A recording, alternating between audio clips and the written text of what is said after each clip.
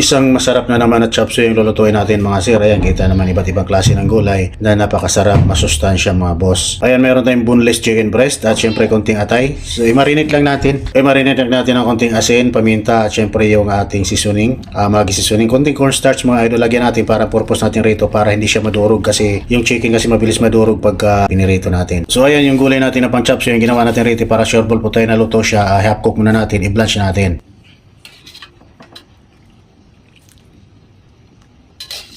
At pagkatapos nagisa na po tayo ng ating bawang at sibuyas, gisa-gisa lang natin mga idol ha. Ayan, at syempre hinalo na natin yung ating chicken breast at konting atay, gisa-gisa na natin. At syempre din naglagay na tayo rito ng cornstarch, so na po tayo maglagay rito ng kampalapot. Ayan, nagdagdag tayo rito ng 2 sachet ng oyster sauce, konting asukal at syempre yung isang pirasong chicken cubes optional.